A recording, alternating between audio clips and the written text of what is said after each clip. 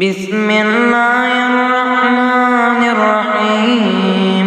اللهم صل على محمد وآل محمد. اللهم غشني فيه بالرحمة وارزقني فيه التوفيق والأسماء وطهر قلبي من غائب التهمة يا رحيما بعبادي المؤمنين برحمتك يا أرحم الراحمين.